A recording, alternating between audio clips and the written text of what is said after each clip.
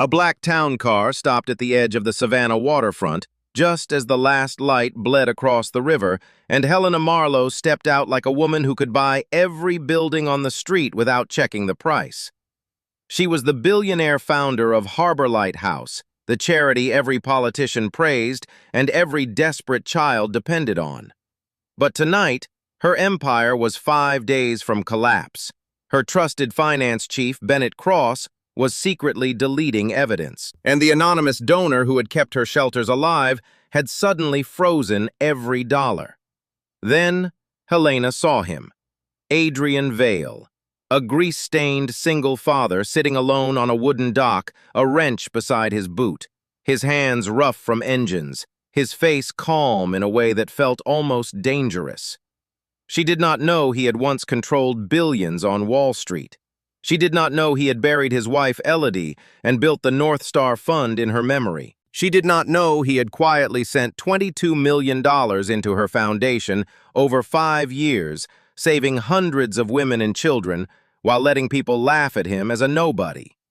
Helena walked closer, carrying the weight of a gala, a scandal, and a betrayal she refused to believe. She stopped beside him and asked softly, "Can I sit with you?" Adrian did not look up. He only nodded as if he had been expecting her. Across town, Bennett's laptop screen glowed with stolen accounts, fake construction sites, and enough fraud to destroy them all.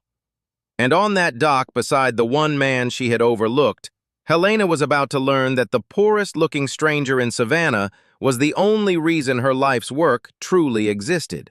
So what would she do when the truth stood up in front of everyone? By 5:15 every morning, before the sun rose over the Wilmington River, Adrian Vale was already awake.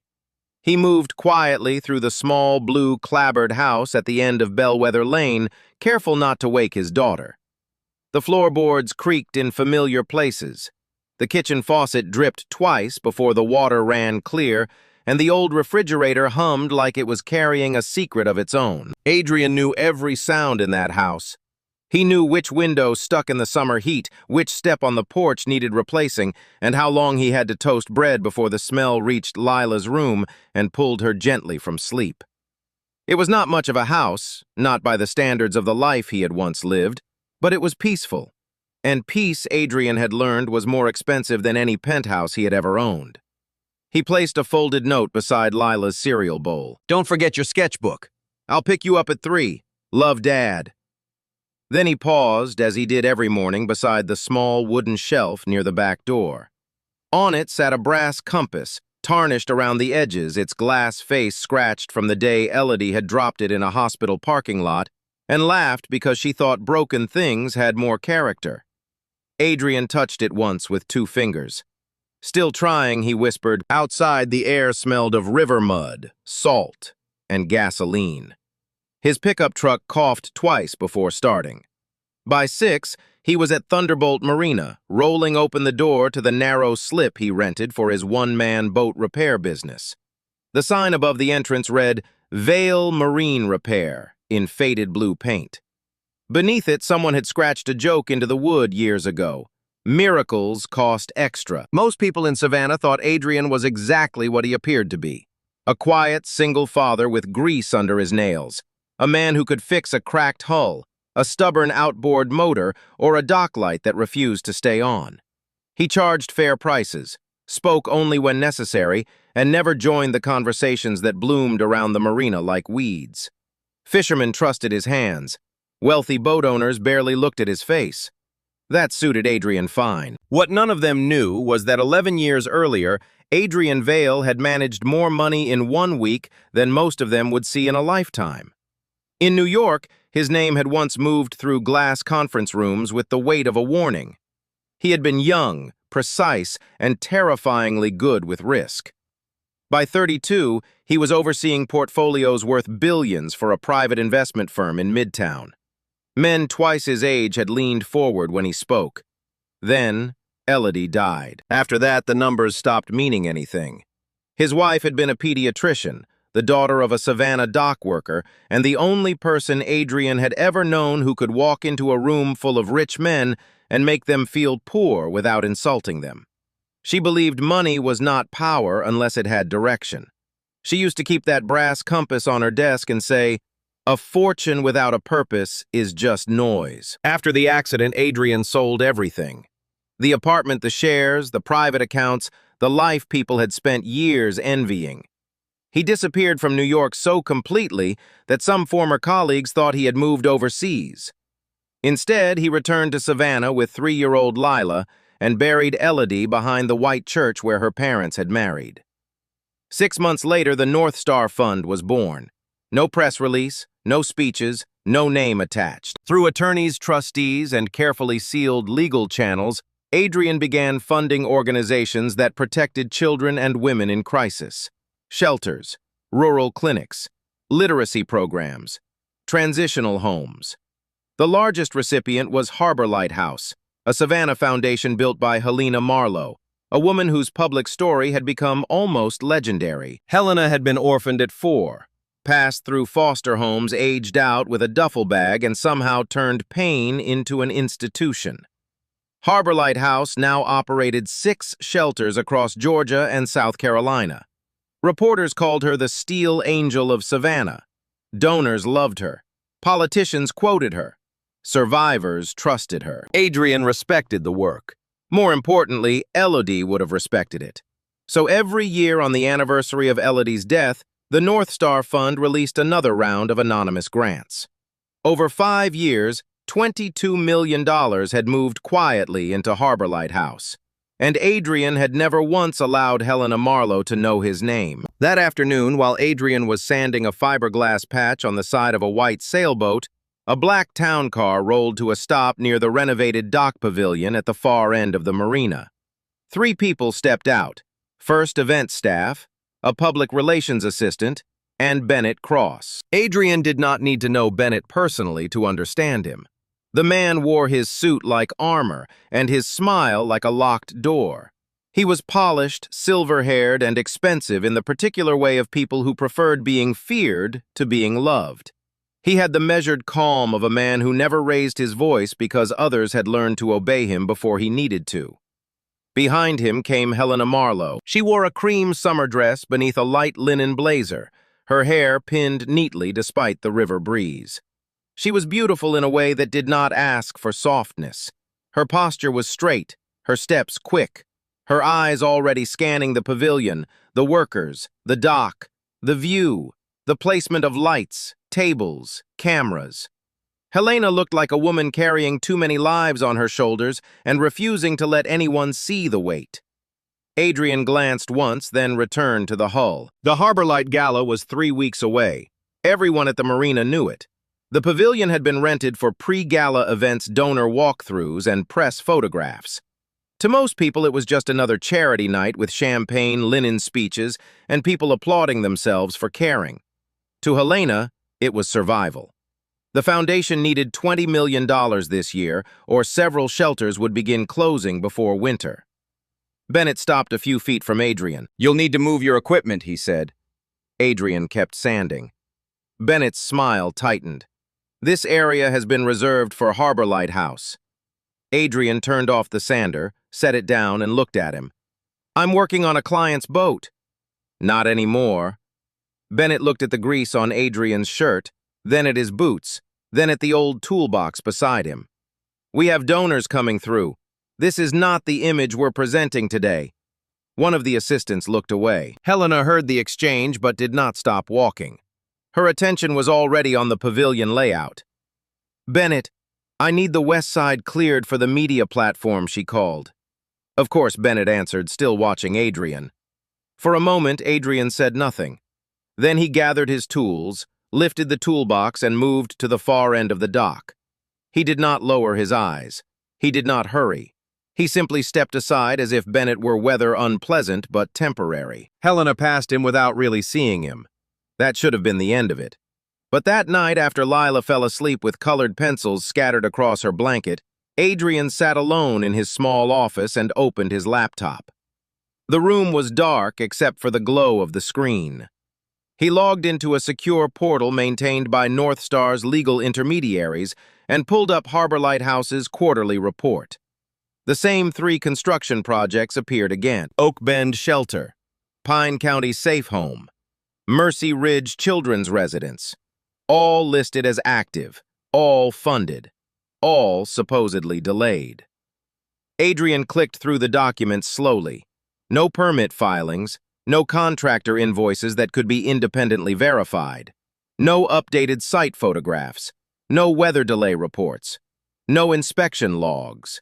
3 projects, millions of dollars, and not a single piece of evidence that anything had actually been built. His expression did not change, but something inside him went still. He had felt this before. Years ago in New York, just before a fund collapsed.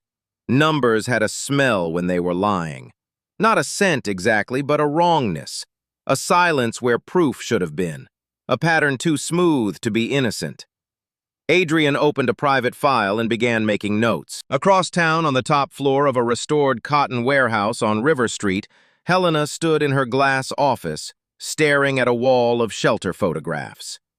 Children with missing front teeth, mothers holding babies, staff members painting bedrooms, volunteers carrying boxes of donated clothes. Every face was a reason not to fail. Bennett entered without knocking, carrying a tablet. "We need to talk about the budget gap." Helena did not turn. "I know the gap. It's worse than we projected." She closed her eyes briefly. "How much worse? If Northstar's next disbursement arrives on schedule, we can manage.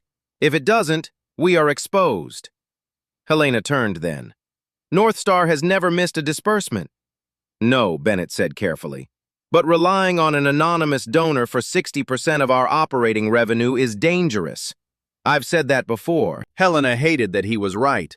She had built Harbor Lighthouse out of nothing, but growth had made it hungry. 6 shelters meant payroll, food, utilities, transportation, medical care, legal aid, security. Compassion, she had learned, came with invoices. "We get through the Gala," she said. "Then we restructure." Bennett nodded, but his eyes remained unreadable. Of course. What Helena did not know was that 2 hours earlier, Bennett had met with men who did not appear on any Harbor Light donor list. Men connected to companies with clean websites, false addresses, and bank accounts spread across 3 countries. For 3 years, Bennett had been diverting Northstar grants into construction projects that existed only on paper. He had stolen quietly, elegantly, and with the confidence of a man standing behind a woman everyone trusted. But now the anonymous donor was asking questions. And questions were the one thing Bennett Cross could not afford. The next morning, an encrypted message arrived in Helena's inbox from Northstar's legal representative. It requested a full independent audit of Harbor Lighthouse before the Gala. Helena read the message twice, frowning.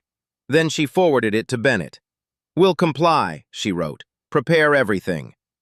In his office, Bennett read those words and felt the room narrow around him. At the marina, Adrian was tightening a fuel line when his phone buzzed with confirmation that the audit request had been received. He wiped his hands on a rag, looked toward the river, and thought of Elodie's compass sitting on the shelf at home.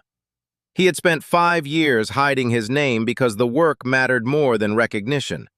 But if someone was stealing from children in her name, hiding might no longer be enough. 10 days before the Harbor Light Gala, the riverfront terrace of the Bellwether Hotel glittered as if no one inside it had ever been afraid of losing anything. White umbrellas stood open against the summer sun. Waiters moved between polished donors with silver trays, carrying champagne glasses that caught the light like small pieces of crystal.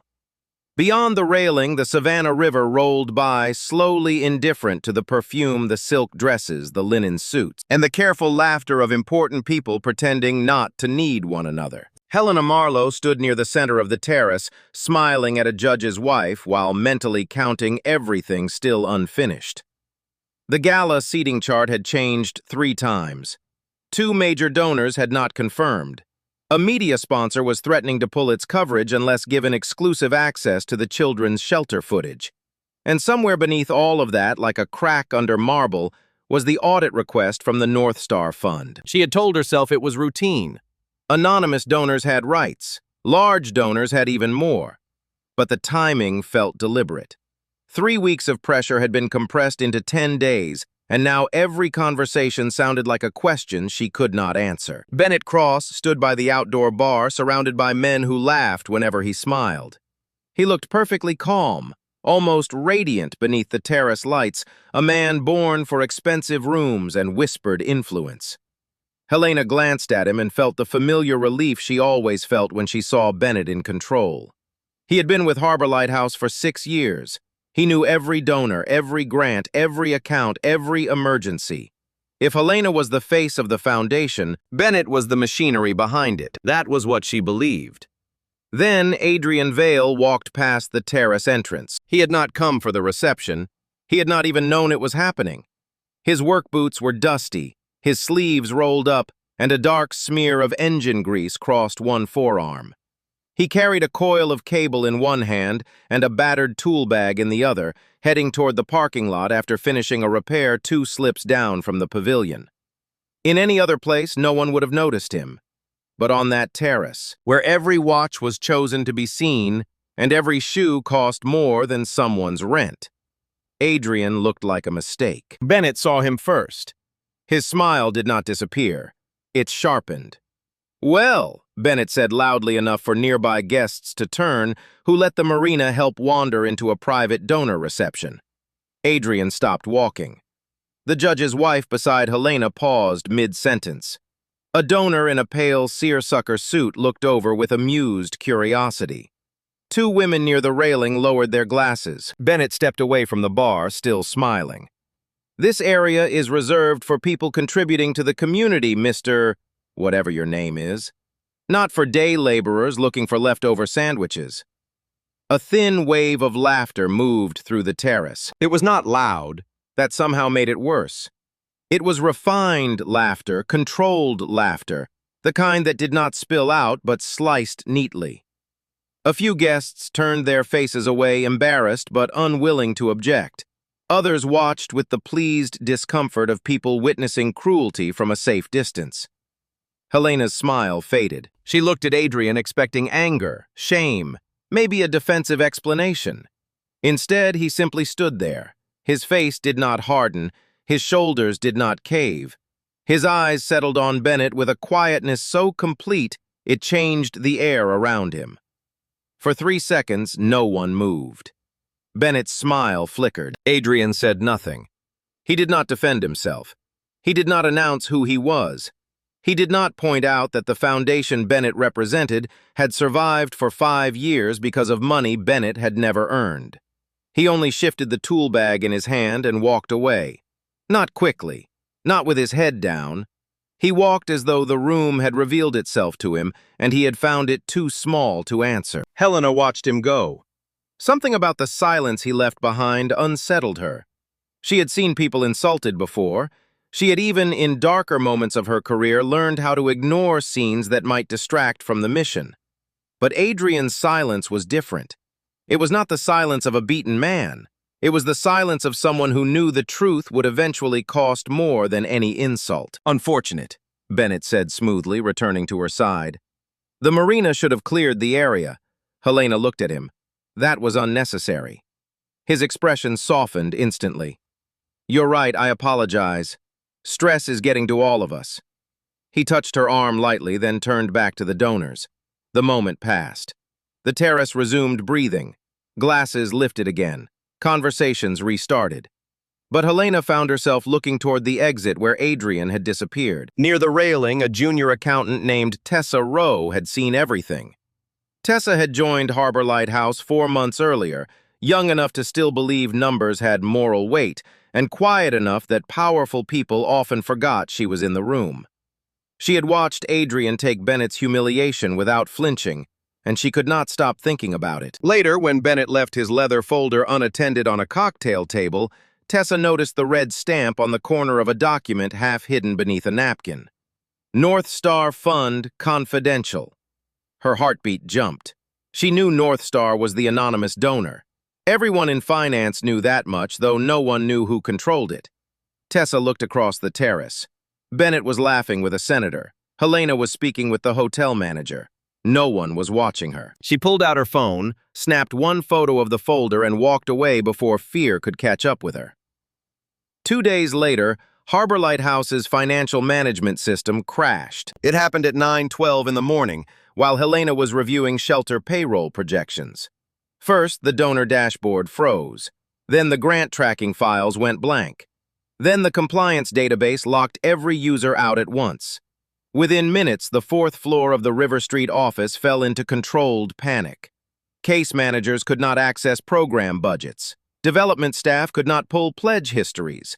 The audit files Northstar had requested were suddenly unreachable. The IT team blamed a server failure. Bennett blamed old infrastructure. Helena blamed herself for not modernizing sooner. By noon, she could feel the foundations slipping through her fingers. She drove to the marina that afternoon because standing still was unbearable. The Gala Pavilion was supposed to be her proof that everything remained under control.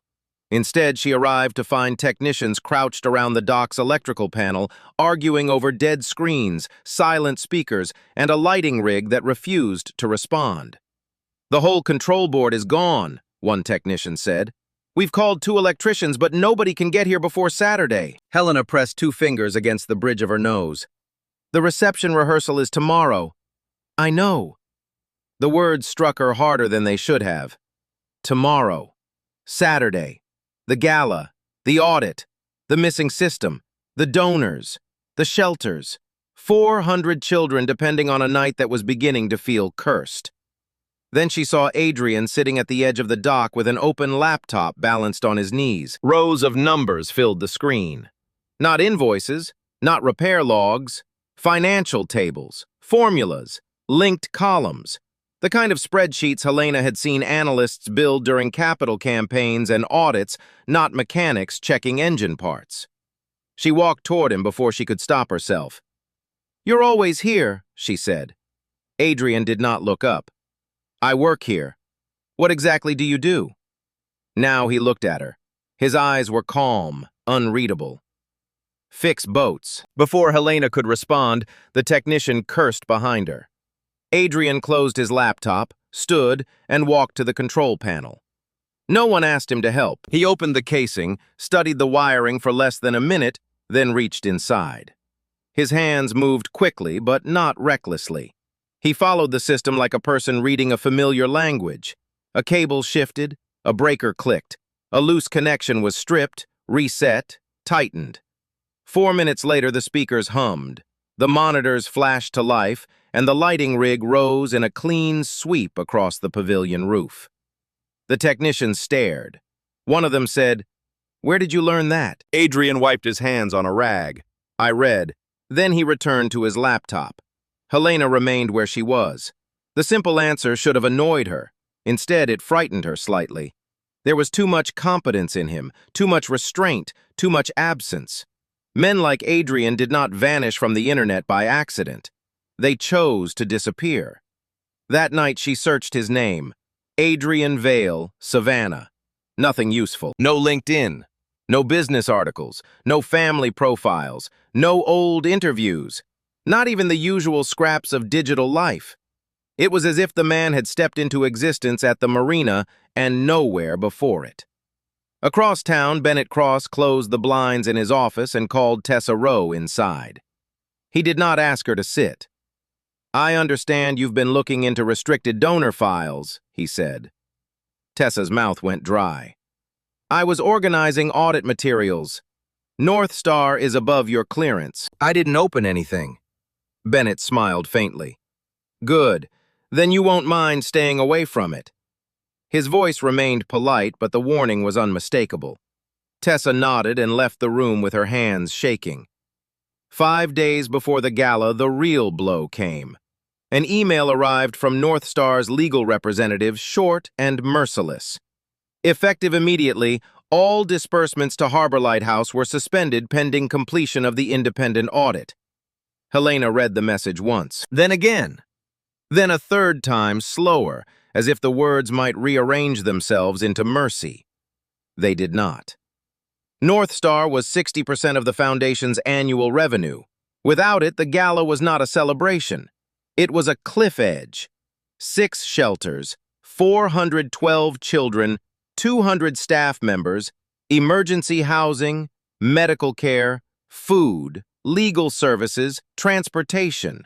Everything began collapsing into numbers on her screen. For the first time in years, Helena lost control in front of her team.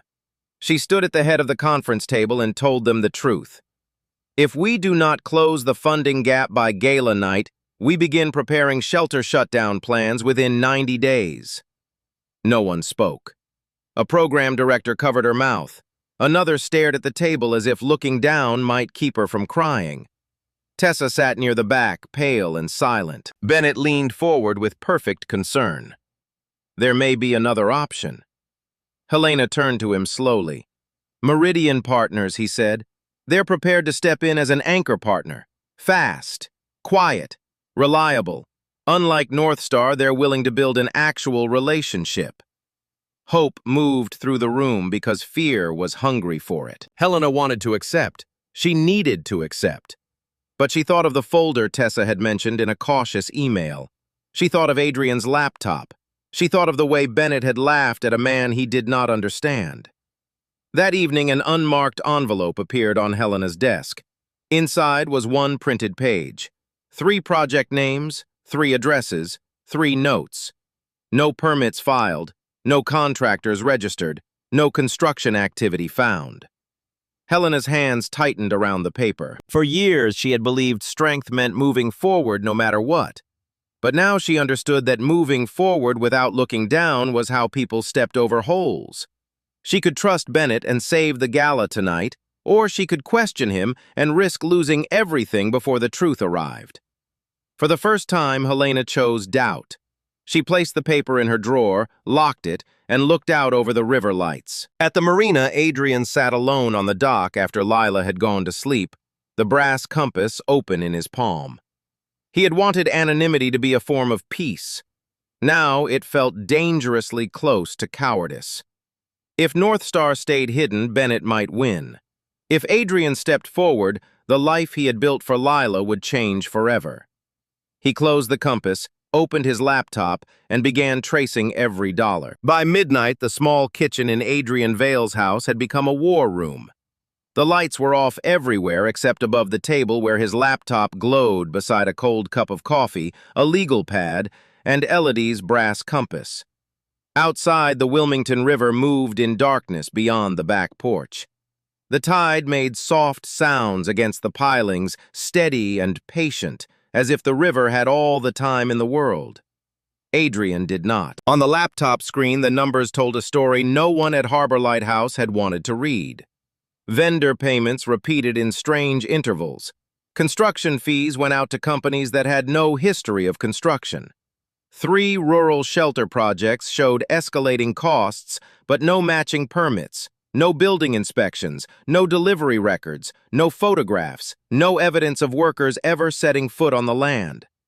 Bennett Cross had not stolen carelessly. That almost made Adrian respect the danger of him. The theft had been arranged with discipline.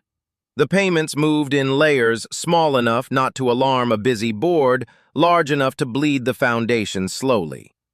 Money left Harbor Lighthouse under the names of approved projects, then passed through subcontractors, then consultants, then holding companies with empty websites and polished mission statements. By the time the funds reached their final accounts, they had been washed clean of the children they were meant to protect. Adrian leaned back and rubbed his eyes. For 5 years, he had hidden behind attorneys and trustees. He had believed distance was the purest form of giving. No speeches, no plaques, no photographs beside oversized checks. No one using his grief as a headline. The Northstar Fund existed because Elodie had once told him that every child deserved a roof that did not leak, a bed that did not feel temporary, and one adult who stayed. He had stayed hidden because the work mattered more than his name. But now his silence had created room for a thief. That thought sat heavily in him.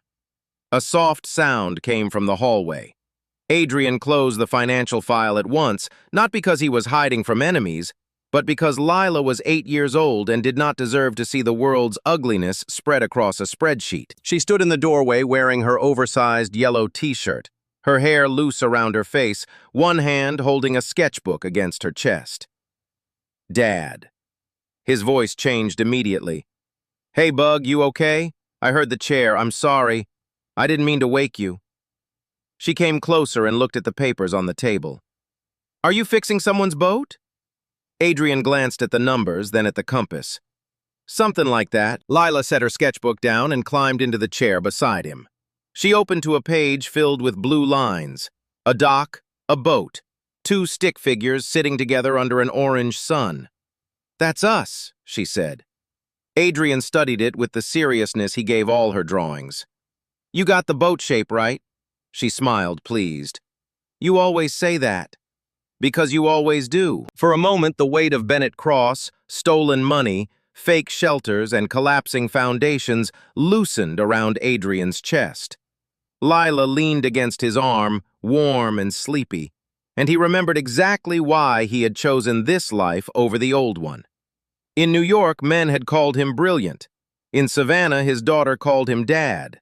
There had never been a contest. But when Lila finally went back to bed, Adrian did not close the laptop. He opened a secure contact list instead. The first call went to a forensic accounting firm in Atlanta, a small but feared group that specialized in nonprofit fraud and international financial trails.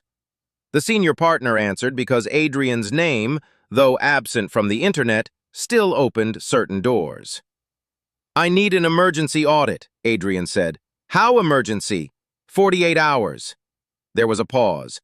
"That kind of speed costs money." "I know. We'll need access." "You'll have it.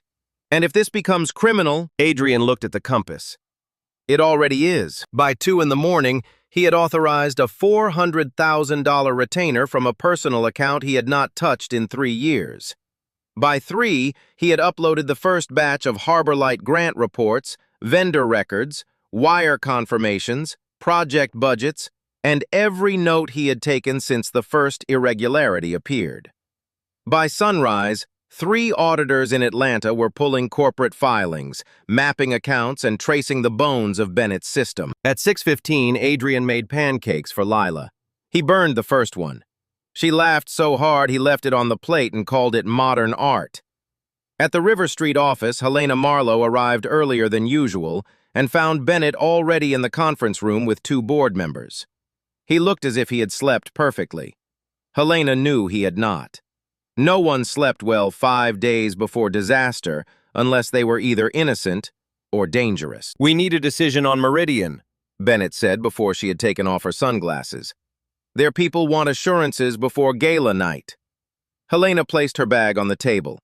"And what exactly do they get in exchange for becoming anchor partner?" "Visibility, naming opportunities, financial oversight language. Nothing unusual." "Financial oversight language?" "A donor seat on the Fiscal Advisory Committee." Helena looked up. "You didn't mention that yesterday. I didn't want to overwhelm the team." Something small and cold moved through her. For 6 years, Bennett's calm had comforted her.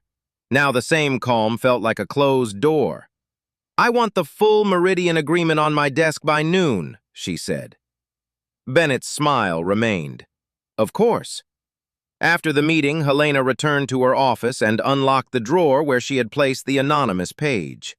3 project names, 3 empty claims, no permits, no contractors, no construction. She read it again, then again. Her phone buzzed with a message from Tessa Rowe. "Please don't sign anything with Meridian until you see what I found." Helena stared at the screen. Before she could respond, there was a knock. Bennett opened the door without waiting. "Helena," he said gently, "we have a problem with Tessa." Her stomach tightened. "What problem?" She accessed restricted donor files, photographed confidential materials, and may have shared internal information outside the foundation. "That's a serious accusation. It's a serious breach." Bennett placed a folder on her desk. "I recommend immediate termination." Helena did not touch the folder. "Have you spoken to her?" "Yes." And she denied nothing convincingly. "That isn't the same thing as proof." Bennett's eyes softened in that patient way she had once admired. "Helena, I know you want to see the best in people, but right now someone is trying to destabilize us before the gala. Northstar freezes funding. Anonymous envelopes appear. Our system crashes. Now a junior accountant is snooping in restricted files. At some point, coincidence becomes sabotage. His words were reasonable, too reasonable. Helena looked through the glass wall of her office toward the finance department. Tessa sat at her desk, head lowered, typing quickly. She looked young, frightened, and alone.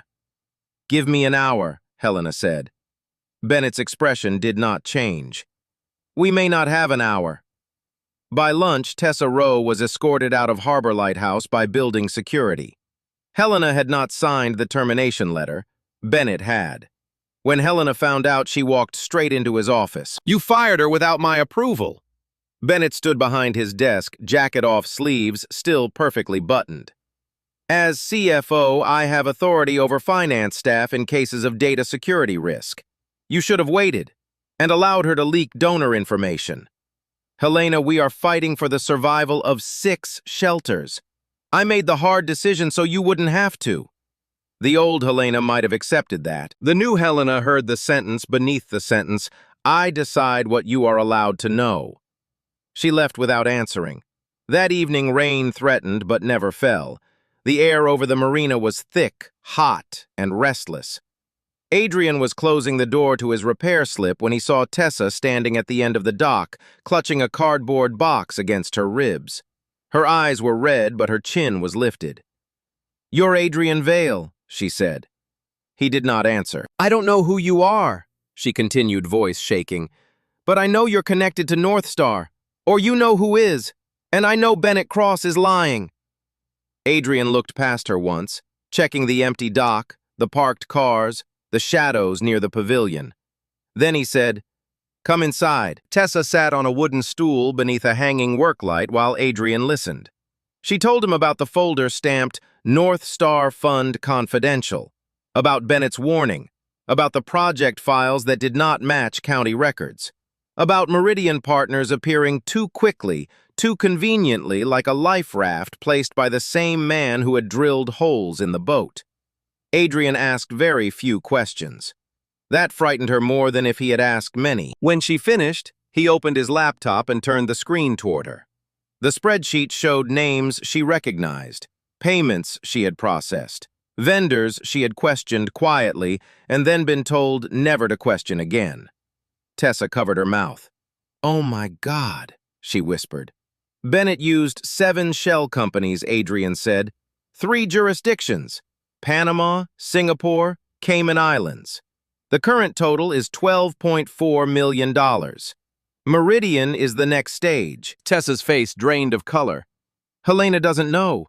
She has enough to suspect. That's not enough. He'll talk her out of it. He always does."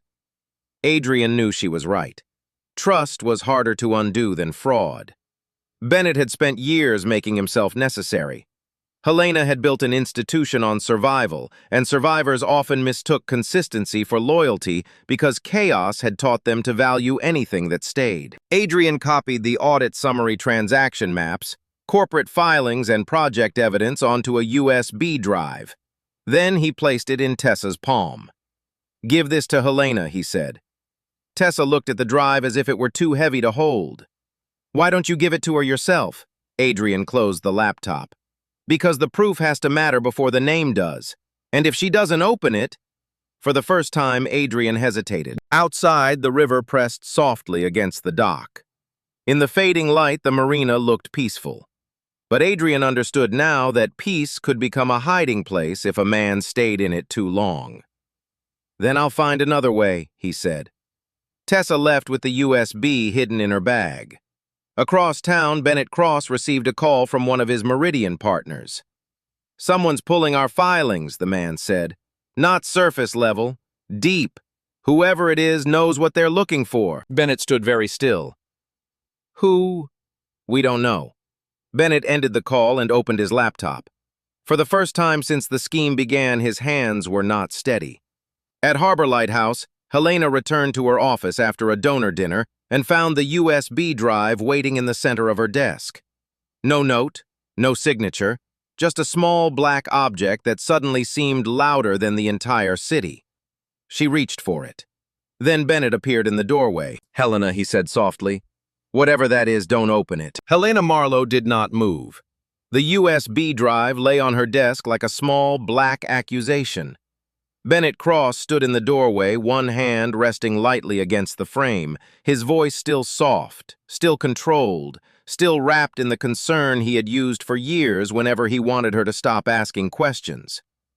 "Whatever that is," he said again, "don't open it." There had been a time not long ago when Helena would have obeyed that sentence without recognizing it as obedience. She would have called it trust. She would have told herself Bennett knew the finances better than anyone. She would have remembered the years he stayed late, the donors he calmed, the budgets he saved, the board members he charmed into patience. She would have mistaken usefulness for loyalty. But something inside her had shifted. Maybe it had been Tessa Rowe walking out of the building with a cardboard box and red eyes. Maybe it had been Adrian Vale standing on that hotel terrace, taking Bennett's insult with a silence that felt stronger than any defense. Maybe it had been the anonymous page in her drawer, naming 3 shelters that existed in reports but nowhere on Earth. Or maybe Helena was finally tired of being grateful to the man who kept deciding which truths she was allowed to survive. She picked up the USB drive. Bennett's expression tightened by half an inch. It was almost nothing, but Helena saw it. For 6 years, she had watched him perform calm. Now, for the first time, she saw the performance. "Helena," he said, "this is exactly how sabotage works. Someone puts fear in your hand and convinces you to call it evidence." She looked at him. "Then evidence should survive being opened." His smile vanished. Helena plugged the drive into her laptop. For a few seconds, nothing happened except the tiny blink of the drive's light. Then a folder appeared. Inside it were files labeled by project name, vendor, account transfer date, shell entity, and audit summary. Helena opened the main document, 46 pages. She read the first page standing up. By page 3, she sat down.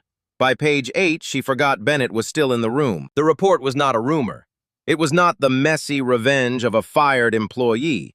It was precise, annotated, time-stamped, cross-referenced. Every payment was tied to HarborLight's internal ledger. Every vendor was linked to a company. Every company opened into another. 7 shell entities, 3 jurisdictions: Panama, Singapore, the Cayman Islands. $12.4 million moved out of children's shelter projects and into accounts controlled by Bennett Cross or people connected to him. Helena felt the office tilt. On page 14, she found Oak Bend Shelter. The project had been marked delayed by county permitting. The report showed no permit application had ever been filed. On page 19, she found Pine County Safe Home.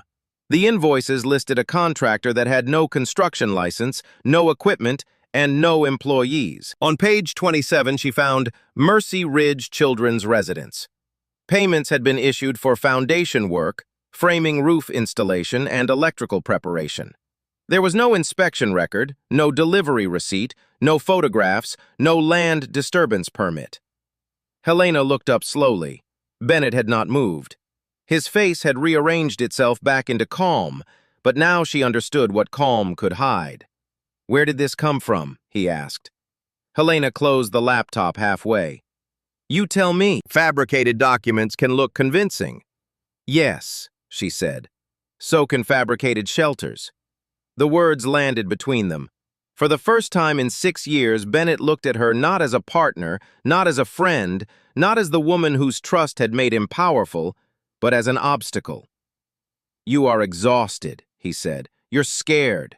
Northstar has put you in an impossible position, and someone is taking advantage of that." "No," Helena said. Her voice was quieter than his, but it did not bend. "Someone has been taking advantage of my trust." Bennett's eyes darkened. Then, just as quickly, he softened again. "Do not make an enemy of the only person who understands how to keep this foundation alive." Helena stood. "Leave my office." He stared at her. "Now." For a moment, she thought he might refuse. But Bennett Cross was too intelligent to become visibly guilty before the last possible second. He straightened his jacket, gave a small nod, and walked out. When the door closed, Helena sat in silence. The photographs on her wall looked back at her children painting bedrooms, women carrying donated groceries, volunteers laughing beside bunk beds. She had spent years telling herself that work this important justified the pressure, the compromises, the speed, the trust she gave, because there was never enough time to verify every detail. Now she wondered how many times urgency had been Bennett's hiding place. At dawn, without telling anyone, Helena drove south. She wore jeans, a white cotton shirt, and sunglasses, not the polished armor of galas and boardrooms. The address for Mercy Ridge Children's Residence led her 40 minutes outside Savannah, past gas stations, pine trees, low fields, and stretches of red clay road that kicked dust against her car. Her GPS finally announced she had arrived. There was nothing there. Helena parked at the edge of a field. For a few seconds, she stayed behind the wheel, both hands gripping the steering wheel so tightly her fingers hurt. Then she got out. No foundation, no lumber, no fence, no workers, no signboard with Harbor Lights logo, no fresh tire tracks, no stored equipment under tarps. Nothing but scrub grass, red earth, and a line of trees shifting in the hot morning wind. This was where the report said children would sleep. This was where donors believed walls had been raised. This was where Helena had promised safety. She walked into the field until dust covered the toes of her shoes. The sun was already harsh, but she felt cold. She saw in her mind the shelter as it had been described in board packets. 12 bedrooms, a reading room, a counseling office, a kitchen large enough for shared meals. She had approved those plans. She had repeated them in speeches. She had told a room full of donors that Mercy Ridge would become a refuge for children who had nowhere else to go. And Bennett had sold her an empty field. Helena bent forward, hands on her knees, and tried to breathe. The grief that came was not just anger. Anger would have been easier. This was shame. She had built Harbor Lighthouse because as a child she had known what it meant to wait for adults who never came. She had promised herself she would become the adult who came back. But somewhere along the way she had let a man with clean cuffs and perfect spreadsheets stand between her and the truth. Her phone buzzed. Bennett. She let it ring. It rang again. She turned it off. When Helena returned to Savannah, she did not go home. She went straight to the Harbor Light office, entered through the back stairwell, and locked herself in the records room. For 2 hours, she traced Northstar's disbursement history through legal intermediaries, trustee accounts, routing numbers, and donor schedules. The money had been protected behind layers of privacy, but now that she knew where to look, a pattern emerged. Every major disbursement arrived on the same date, March 14th. Helena wrote it down. March 14th. She searched the date with Savannah Public Records, then Chatham County Memorial Notices. After 20 minutes, one result stopped her breath. Helena Vale, age 33, pediatrician, beloved wife of Adrian Vale, mother of Lila Vale. Date of death, March 14th. Helena pushed back from the table so quickly the chair struck the wall. Adrian! The man from the dock! The man Bennett had ordered to move. The man who fixed the Gala lights in 4 minutes and claimed he only read a lot. The man she had watched being humiliated in front of donors without saying one word in his defense. The man whose name did not exist online because he had erased it on purpose. Helena covered her mouth. It was not just that Adrian had been connected to Northstar. It was not just that he had known more than she did. It was the scale of what she had failed to see.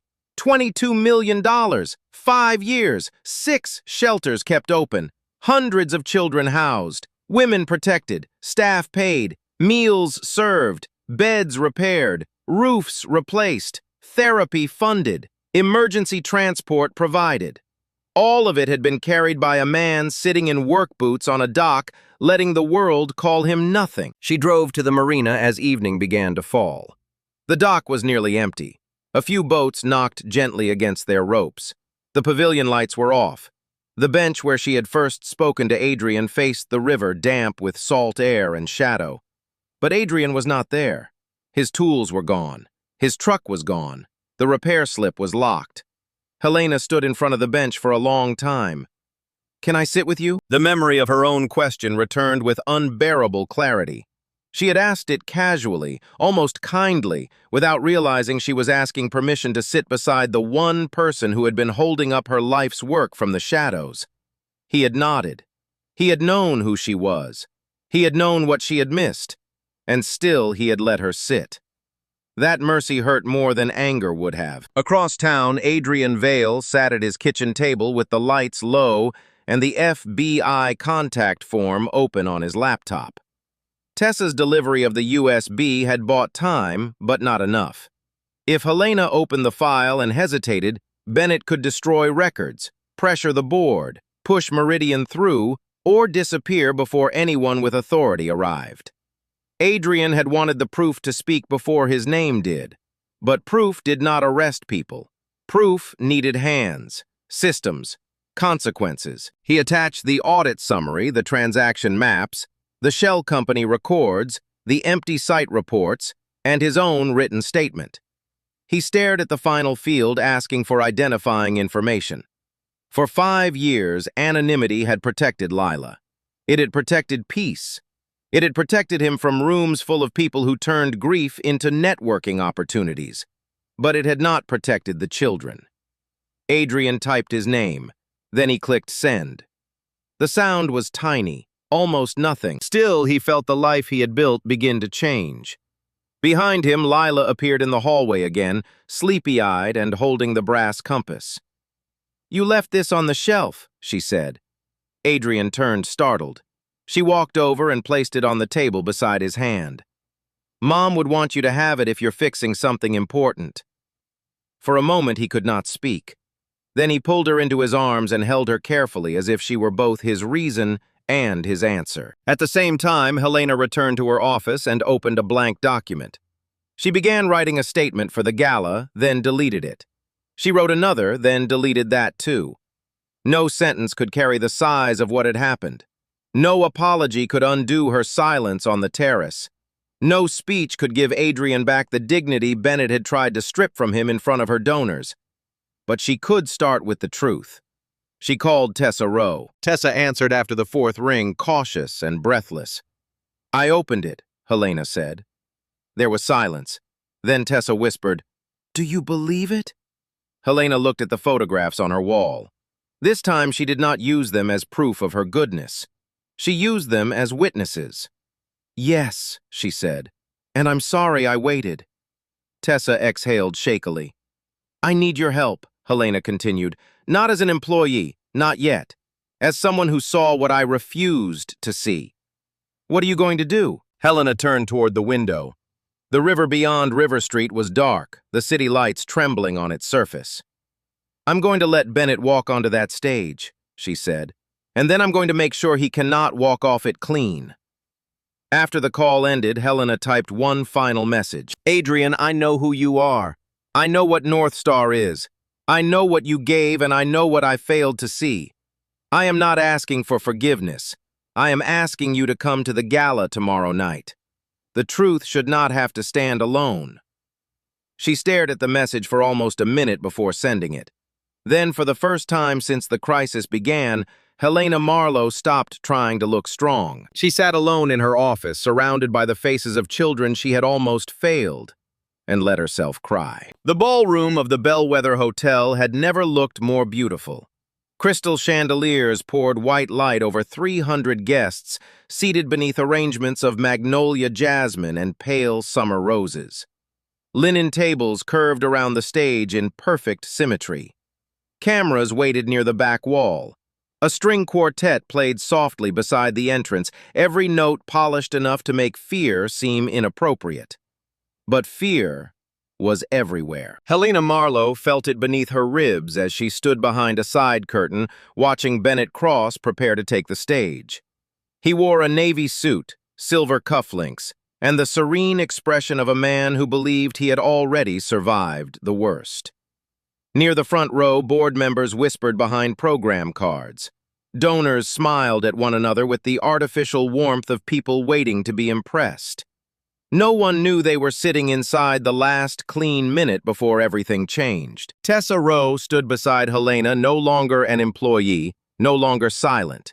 Her hands were clasped tightly in front of her black dress. "Are you sure he'll come?" Tessa asked. Helena looked toward the ballroom doors. "I don't know." She had sent Adrian the message the night before.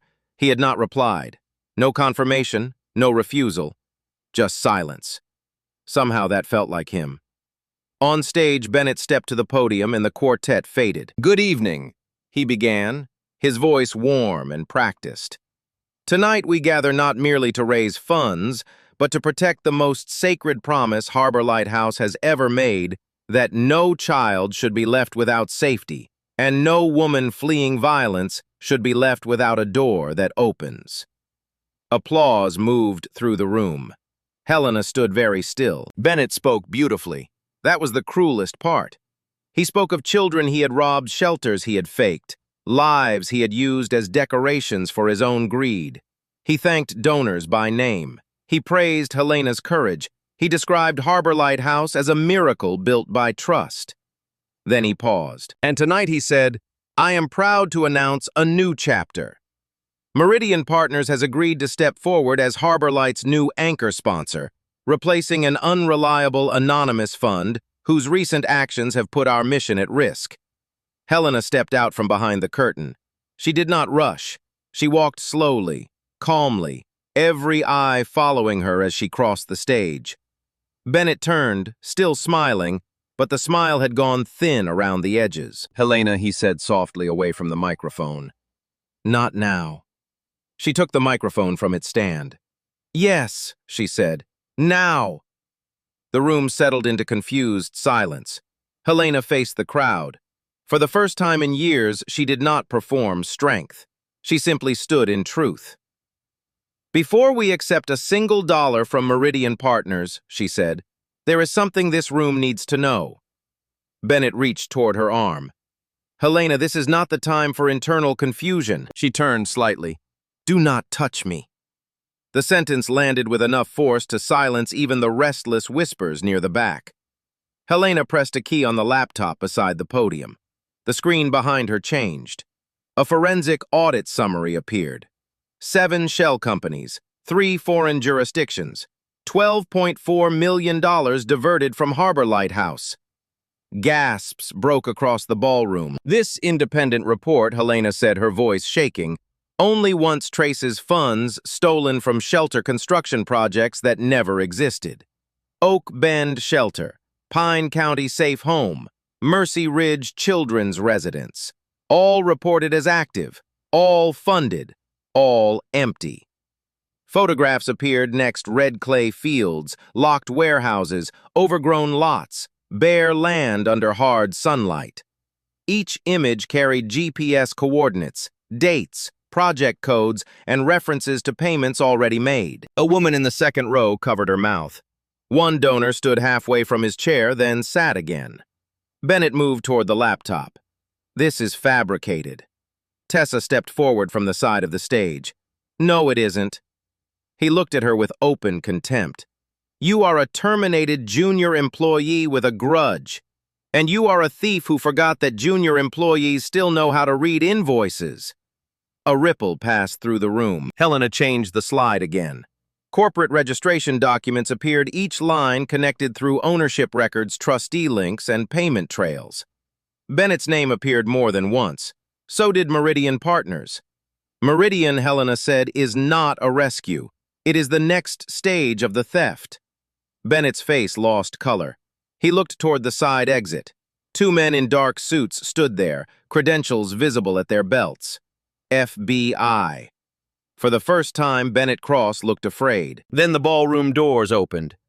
Adrian Vale stepped inside. He wore a simple black suit without a tie, no jewelry, no entourage, no attempt to look powerful. And yet the room changed the moment he entered. Some recognized him from the marina, some from the terrace where Bennett had humiliated him. The donor in the pale seersucker suit stared down at his tablecloth. Bennett let out a sharp, disbelieving laugh. "This is absurd.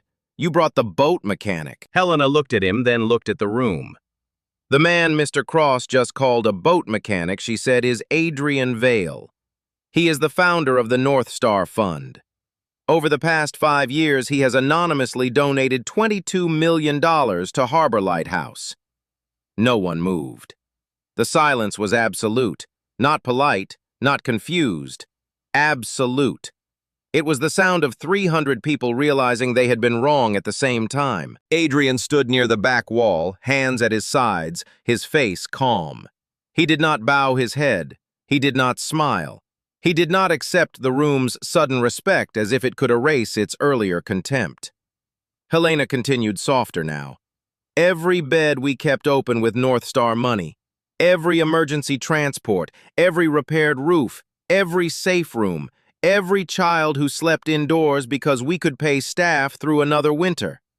That came from him, and he never once asked us to say his name. Bennett gripped the podium. You don't know who this man is. Adrian finally walked forward. The crowd parted for him not because he demanded it, but because truth has a strange gravity when it enters a room late. He stopped 10 feet from Bennett. You built 7 empty promises, Adrian said. His voice was low, but it carried. I visited every site. Not one foundation poured, not one wall framed, not one child protected. Bennett's jaw tightened. You had no right. Adrian's eyes did not change. It was my wife's money. A deeper silence fell. Adrian looked toward the screen where the image of Mercy Ridge's empty field remained. Elodie Vale was a pediatrician.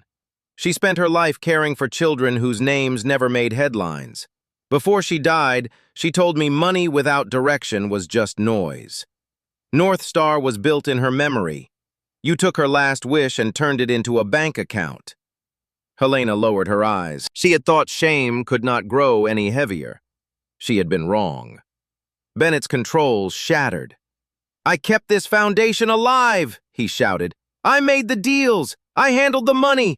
I was the one who made your little saintly mission look respectable. No, Helena said. You used our mission as camouflage. The FBI agents moved down the aisle. One of them addressed Bennett by his full legal name and informed him he was being arrested on federal charges of wire fraud, money laundering, and embezzlement. Bennett jerked his arm once more out of humiliation than hope. The agent's grip held. The handcuffs clicked. The sound traveled through the ballroom like a final verdict. No one applauded. That would have made it feel like a performance. It was not. It was an ending, and endings like that were too heavy for applause. Bennett was led past donors who would not meet his eyes, past board members who looked suddenly older, past tables arranged for generosity and decorated by lies. When the doors closed behind him, Helena felt the first breath of a world without his voice in it. Then she turned back to the room. There is more, she said. The next slide appeared. Northstar Fund donations across 14 organizations. Women's shelters, disability schools, rural health programs, literacy centers, transitional homes. Total donations over 5 years, $87 million. A murmur moved across the room, not of scandal now, but awe. Helena looked at Adrian. He did not save only us. Adrian's face tightened almost imperceptibly. He looked uncomfortable beneath gratitude, as if praise were a language he had once known but chosen to forget. Helena understood then that reconciliation would not come from honoring him publicly. It would come from seeing him privately, honestly, without turning him into another symbol. So she stepped away from the podium. The room waited for a grand conclusion. Instead, Helena said, Tonight, Harbor Lighthouse begins again, with recovered funds, full public oversight, Tessa Rowe reinstated as interim financial controller, and every false project rebuilt as a real shelter. But more than that, we begin again with humility, because charity without honesty becomes vanity, and trust without accountability becomes permission for harm. She looked toward Adrian. And some people give so quietly that the world mistakes their silence for weakness. We were wrong. This time no one clapped immediately. Then one person stood, a shelter director near the back. Then another, then a mother who had once lived in harbor-light housing, then an entire table. The applause rose slowly, not bright or careless, but broken open by shame and gratitude. Adrian did not stay for it. By the time Helena stepped down from the stage, he was gone. The next morning, the marina was quiet. Adrian was kneeling beside a center console boat, replacing spark plugs as if nothing had happened. His sleeves were rolled up, his hands were dirty again. The river moved behind him under a pale summer sky. Helena walked down the dock carrying 2 paper cups of coffee. No town car, no heels, no assistance, just Helena. She stopped beside him. For a while she said nothing. Finally she asked, "Why didn't you ever tell me?" Adrian tightened a plug, then set the wrench down. Because it was never about who gave it. It was about who needed it. "I should have seen you." He looked at the water. "People see what they're taught to value. And what do you see when you look at me now?" That made him turn. For the first time, his expression softened. Someone trying to learn. Helena swallowed. "I'm sorry." He did not answer quickly. Forgiveness, she realized, was not a ribbon someone handed over because the apology sounded sincere. It was a bridge built slowly from what came next. "I know," he said at last. It was not absolution, but it was a door left unlocked. 1 week later, construction began at the real Mercy Ridge site. Recovered assets, emergency donations, and public support poured in after the gala. This time there were permits, workers, lumber, concrete, inspection boards, windows stacked beside fresh framing. A sign at the entrance read, "Mercy Ridge Children's Residence, built in memory of Adrian Vale." Adrian had refused a larger plaque. He arrived on the 3rd afternoon wearing jeans and a work shirt, not as a donor, but as a volunteer. He spent hours installing bookshelves in the future reading room, measuring each board twice, sanding the corners smooth so no child would catch a hand on a sharp edge. Helena found him there near sunset. Lila sat cross-legged on the floor with a box of crayons. She was drawing a dock, a boat, and 3 people sitting together beneath a wide yellow sun. "Is that us?" Helena asked gently. Lila looked up. "It can be if you want." Helena looked at Adrian. He gave one small nod. So she sat on the unfinished floor beside Lila, careful not to wrinkle the drawing. The room smelled of fresh wood dust and something new being made right this time. No one called it family. Not yet. No one called it love. But when Adrian sat across from them, when Lila handed Helena a blue crayon, when the evening light filled the room through windows that would one day keep children safe, something quiet and undeniable settled between them. A family was not always born all at once.